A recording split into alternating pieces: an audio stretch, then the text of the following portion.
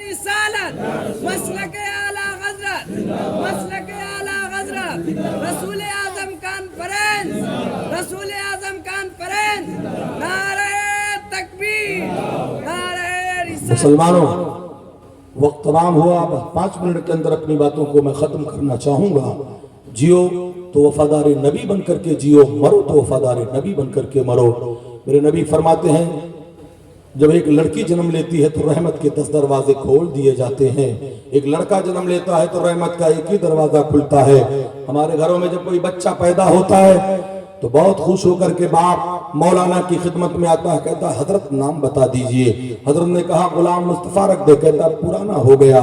کہتے ہیں دوسرا نام بتاؤ، کہا عبداللہ رکھ دے، کہتے ہیں نہیں حضرت ماڈرن نام بتاؤ، لیٹسٹ بتاؤ، بہت چلنے والا بتاؤ، یہ تو پرانا نام ہے، بہت چلنے والا نام چاہیے تو 3G رکھ دے، اس سے زیادہ چاہیے تو 4G رکھ دے، اور ترقی چاہتا ہے تو PUBG رکھ دے، یہ تو باتھ روم میں بھی چلتا ہے۔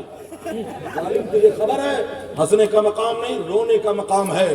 میرے پیغمبر فرماتے ہیں جس بیٹے کا نام محمد یا احمد ہوتا ہے اس گھر کی زیارت کے لیے رحمت کے فرشتے اترا پڑتے ہیں، اور جس بیٹی کا نام فاطمہ ہو مفسرین فرماتے ہیں قیامت کے دن خاتون جنت کے ساتھ اسے جنت عطا کر دیا۔ چلتے بتانا یہ چاہوں گا اپنے ماں باپ کے وفادار بنو، ماں باپ کے وفادار بنو۔ ماں باپ کی دعائیں ایسے قبول ہوتی ہیں جیسے نبی کی دعا اپنے امت کے حق میں قبول ہوتی ہے۔ کسی پیر اور مولانا کے ناراض ہونے سے خدا نہیں ناراض ہوگا، لیکن تیرے ماں باپ اگر ناراض ہو گئے تو خدا ناراض ہو جائے گا۔ اس لیے اپنے ماں باپ کو خوش کرو، گھروں سے نکلو تو ماں کے قدموں کو چوم کر کے نکلو، گھروں سے نکلو تو باپ کی پیشانی چوم کر کے نکلو۔ لوگ کہتے ہیں ماں کی عظمت پہ گفتگو کیا جائے تو باپ کیا گھر کا واچ مین ہے؟ کیا باپ گھر کا چوکیدار ہے؟ باپ کا کوئی مقام نہیں۔ ارے مسلمانوں جہاں جب قرآن میں ذکر آیا ہے تو ماں باپ دونوں کا ذکر آیا ہے۔ جب ماں اپنے گھر میں بستر پہ کروٹیں بدلتی ہے تو باپ کھیت میں دھوپ کی شدت میں نوکری کرتا ہے۔ اس لیے اپنے ماں باپ کی عظمت پر قربان جاؤ۔ بس چلتے چلتے ایک واقعہ بتا کر کے اپنی بات کو ختم کرنا چاہوں گا۔ حضرات واقعہ مکہ المکرمہ کا ہے، خانہ کعبہ کا ہے۔ ایک شخص جس کا نام حسین تھا 19 حج کرتا ہے۔ جب بھی یہ حج کرتا میزاب رحمت کے نیچے کھڑے ہو کر کے دعا کرتا مولا میری عبادت کو قبول کر لے۔ آواز آتی تھی بندے تیری عبادت کو تیرے چہرے پہ مار دیا گیا، تیرے حج کو رائے گاہ کر دیا گیا۔ میزاب رحمت کیا ہے؟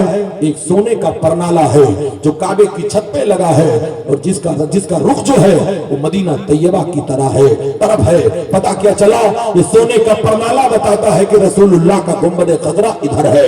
اے رسول رحمت کے چاہنے والوں 19 حج کرتا ہے تو یہی جواب ملتا ہے کہ تیرے عبادت کو تیرے چہرے پہ مار دیا گیا۔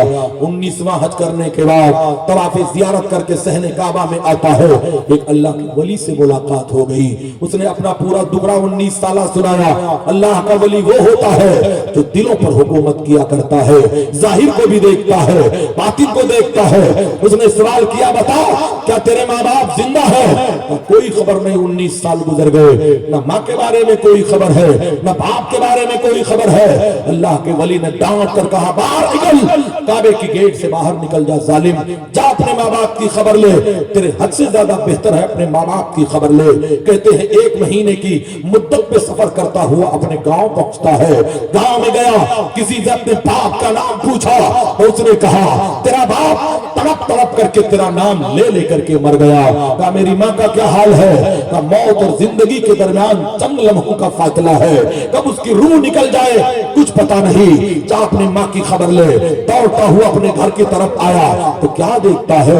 اس کی بوڑھی ماں ہے جس کے کپڑے بوسیدہ ہو چکے ہیں، چہرے پہ جھریاں لٹک رہی ہیں، ایک دیوار پہ سر رکھ کر کے رو رہی ہے اور کہتی ہے حسین کیا میرے مرنے کے وقت بھی نہیں آئے گا؟ کیا میری جنازہ اٹھانے کے وقت بھی نہیں آئے گا؟ کیا اپنے ماں کی لاش کو قبر میں بھی نہیں اتارے گا؟ ماں یہی کہہ کر کے رو رہی تھی۔ اتنے میں اپنا ہاتھ ماں کے کندھے پہ رکھتا ہے، ماں تیرا مجرم بیٹا آ گیا۔ ماں پلٹ کر کے جب حسین کو دیکھتی ہے آنکھوں میں چمک پیدا ہو گئی، فوراً کہتی ہے یا اللہ میرا بیٹا کتنا اچھا ہے۔ یہی کہتے کہتے ماں کا انتقال ہو گیا۔ اے لوگوں غسل دیا، کفن پہنایا، نماز جنازہ پڑھائی، قبر میں سپرد خاک کر دیا، 6 مہینے تک ٹھہرا، माँ को इसाले सवाब करता रहा। 6 महीने के बाद वापस पलट करके फिर मक्कतुल मुकर्रमा गया। बताइए ना, फिर हज का जमाना आ जाता है। आज 20वां हज कर रहा है। 20वां हज करने के बाद तवाफ ज़ियारत करके निज़ाम रहमत के नीचे हाथ उठाया, कहा मौला मेरी इबादत को कबूल कर ले। आवाज आई बंदे तेरे आज के भी हज को कबूल कर लिया गया, और 19 साल जो रद्द कर दिया गया था आधा लम्हा तेरी माँ के दुआओं के सदके में कबूल कर लिया।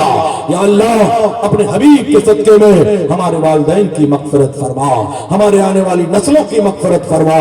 या अल्लाह जो आया है उसका भला फरमा, जो नहीं आया है उसका भला फरमा।